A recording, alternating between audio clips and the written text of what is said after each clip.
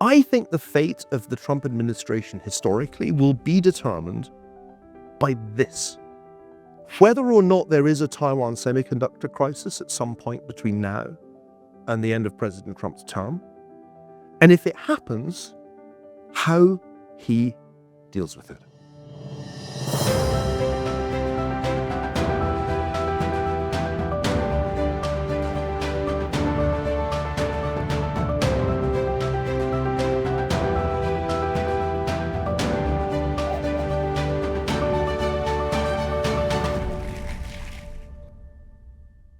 So let me start with the economic problem first, and then the geopolitical problem, and then we'll go to questions. I understand the way that President Trump is using tariffs because it lies beyond the realm of economics textbooks. At some points, he uses them as a kind of super sanction. At some points, he talks about them as a permanent source of revenue. They give him power. And in that sense, one can't understand them strictly in Ricardian terms. But there's an economic cost to turning the clock of American trade policy back to, let us say, 1933 or 1934, which is where we currently are. If you just estimate, as the Yale Budget Lab has, what the effective tariff rate, what the effective level of protection is. We haven't seen this kind of protectionism in the United States since Smoot-Hawley. Names that ought to strike terror in the hearts of economic historians. And that will have an inflationary impact. It will have an impact on growth that we should not underestimate just because it hasn't made itself felt yet. Actually, I think the inflationary impact's already beginning to manifest itself. If you saw the most recent PPI data, you would see what I mean. There's also, in my mind, a question mark over how far tariffs can achieve the ultimate goal of reindustrializing the United States. These charts here are from an excellent paper by Hyun-Sung Shin. Hyun-Sung Shin is the economist at the Bank for International Settlements. He and I were essentially roommates 115 years ago at Oxford when he had just finished South Korean military service and I had just escaped from Glasgow. And I don't know which was worse. But the key point in this paper is that the international trading system is a radically different thing from the international trading system of President McKinley's time or Smoot-Hawley. It is an incredibly complex network of interlocking balance sheets. You can depict it in these network charts as a series of international nodes and edges.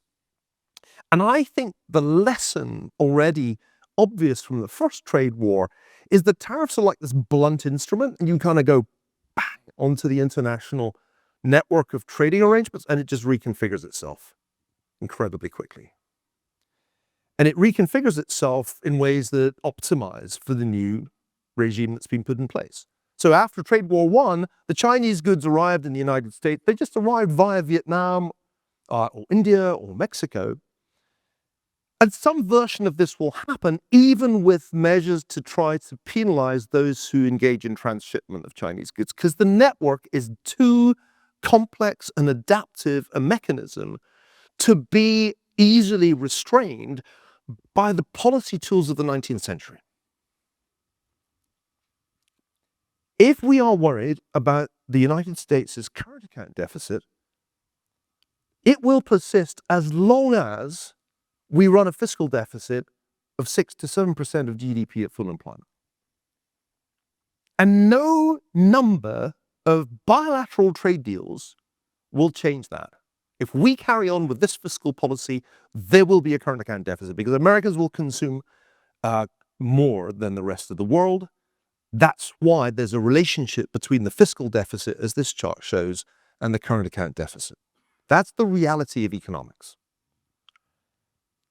And the one big beautiful bill doesn't do anything to change the fiscal trajectory that we were on under Joe Biden. If anything, it raises the steepness of the gradient of the projections for the federal debt in relation to GDP. You can offset some of the losses on the OBBBA through tariffs, but it doesn't fundamentally take the deficit anywhere close to equilibrium. Trumponomics so far has delivered a smaller shock than economists thought back in April, when many people looked at the liberation tariffs and said, the world is ending. We're now back to tariffs a lot like April 2nd, and the markets are up. The main consequences of Trumpism so far have been a modest depreciation of the dollar, and oil prices are significantly down. But that's really what we've seen so far.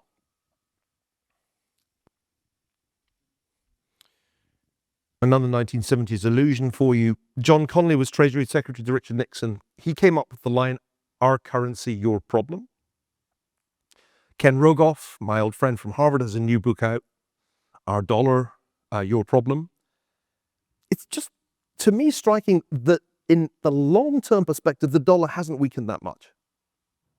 Despite all the talk of a Mar-a-Lago Accord since Stephen Meeran came into the administration, the dollar move, if you take the story right back to when I was born, is trivial so far.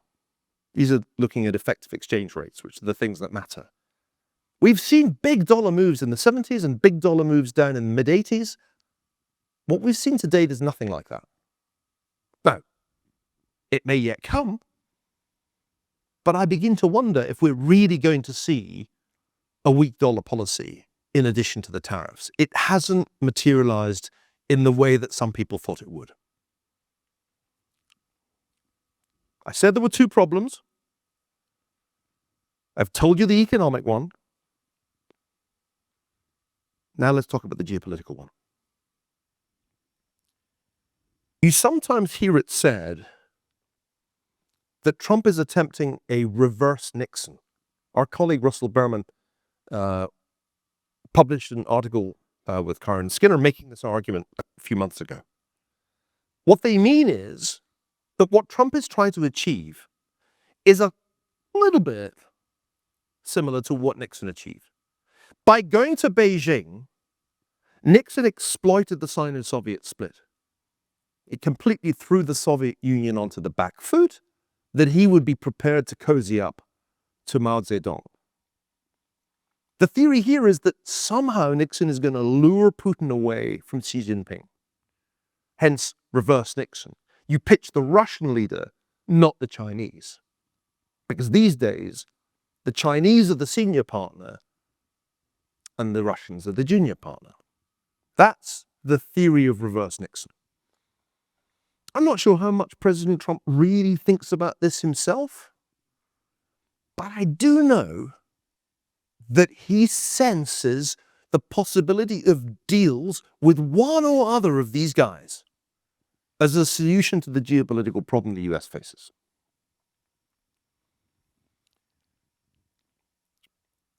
I never enjoyed reality TV.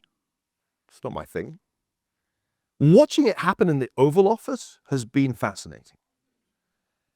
Seeing European leaders in a kind of episode of The Apprentice was one of the highlights of the year so far, and didn't end well for the contestant from Ukraine.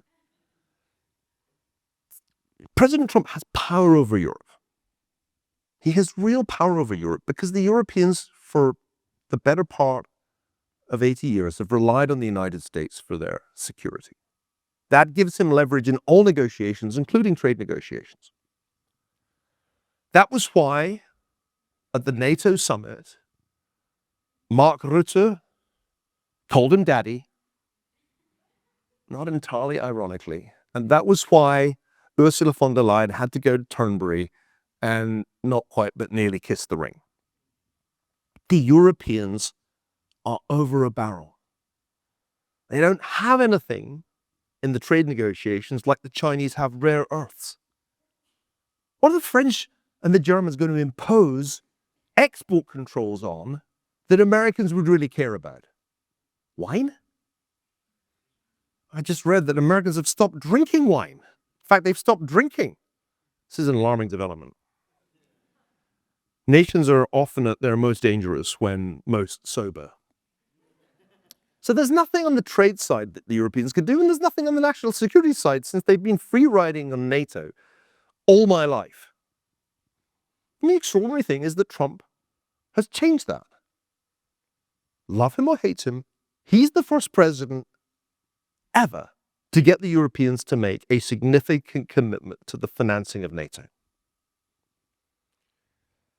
The problem he faces, the problem the Europeans face, is that it's very, very hard to persuade Vladimir Putin to end a war that he stands a decent chance of winning.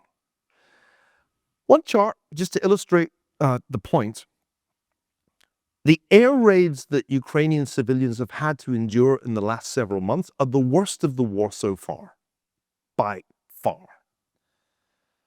Not only that, but Russia is also mounting offensives in places like Pokrovsk on the Russian-Ukrainian front that are, though very costly in terms of bodies, increasingly putting pressure on the Ukrainian armed forces.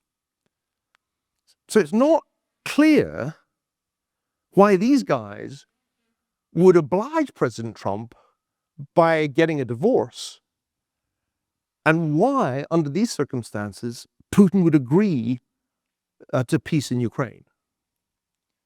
I don't know what's going to happen in Alaska tomorrow. I don't know that anybody really knows. Maybe Donald Trump himself doesn't know. But I'll be very amazed if out of these talks tomorrow, we get peace in Ukraine. The incentives are too obvious for Putin to keep fighting this war in the expectation that Western fatigue will set in, that Ukrainian political division will set in, and that the overwhelming superiority of manpower and resources that Russia enjoys will ultimately prevail. Final things I want to say to you relate to the other countries. Americans,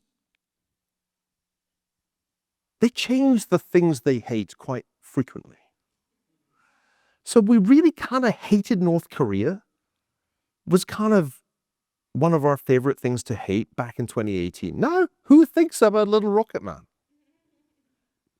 So American public perception of threat has shifted quite a bit, so that China is now clearly regarded as the number one threat, and Russia's number two, and Iran and North Korea don't really loom that large, even though they are as much parts of the axis of authoritarians as China and Russia. And that explains why Trump's decision to bomb Fordo wasn't that popular, except with the MAGA base. The MAGA base surprised many contemporary observers by being quite positive about this show of strength. Trump campaigned on an old Ronald Reagan slogan of peace through strength, and he delivered it. Peace through strength is popular, and to many Americans, what it means is exactly what he did. Stealth bombers fly from Missouri, bomb the crap out of an Iranian nuclear facility, turn around, come home, done. No forever war there. So that's popular with a part of the electorate. But the wider electorate is not enthusiastic about supporting Israel as a broad strategic goal. On the contrary, a huge shift of sentiment against Israel is happening right now amongst young Democrats. The president and people around him, including the vice president and others in the administration, as well as people outside the administration who have influence, like Tucker Carlson, who went over to the dark side some time ago for reasons that one day will be explained, wanted, I think, to throw Ukraine under the bus quite badly. But it's hard to do because Ukraine's not unpopular as a cause with ordinary Americans. There isn't a huge appetite in this country to see Putin win, which I think is good. But the big issue is none of the above. The big issue is Taiwan and China. And here the polling is fascinating because it turns out that Americans feel quite strongly about this issue because China is their number one adversary. And when the Chicago Council polls Americans and asks them very specific questions like this one, in the event of a Chinese blockade of Taiwan, would you support using the US Navy to break the blockade, quote, even if this might trigger a direct conflict between the United States and China? 42% of Republicans say yes. 37% overall. So 2/5, roughly speaking, of Americans are willing to risk war with China to break a blockade of Taiwan. That's quite amazing. Especially when you consider how incredibly risky it would be, for the reasons we've already discussed, for the United States to go to war with China. To go to war with the manufacturing superpower that, as Professor Kotkin pointed out yesterday, has all the ships. The United States, in war games that I'm aware of course there are classified ones I don't know about, but in war games that I'm aware of, the United States runs into a significant problem early on, which is that it runs out of certain categories of precision missile really quickly. In particular, long-range anti-ship missiles, which would be crucial in the kind of naval war that there would be, are gone within a week. That doesn't seem like a great basis for a strategy of deterrence. So the great geopolitical vulnerability of the second Trump administration is the Taiwan contingency. The big crisis of Cold War I was the Cuban Missile Crisis, when we nearly had World War III, over an island off the US coast that we blockaded, and the Russians contemplated running that blockade. The Taiwan semiconductor crisis is different in two ways. One, Taiwan is the most important bit of economic real estate in the world because that's where all the GPUs get made for Jensen Huang and NVIDIA, and therefore for the hyperscalers doing AI, not far from this campus. And the importance of TSMC just keeps growing.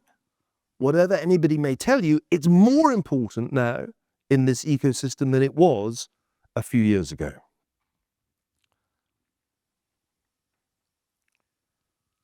Admiral Sam Paparo is probably the single most important officer in the US military, not by rank, but by role, because he is the commander of Indo-Pacific Command. His job is to deter China from making a move against Taiwan by threatening what he calls hellscape. I think the fate of the Trump administration historically will be determined by this. Whether or not there is a Taiwan semiconductor crisis at some point between now and the end of President Trump's term, and if it happens, how he deals with it. That's all, folks. Now I'd like to invite you to ask me difficult questions. Thanks very much.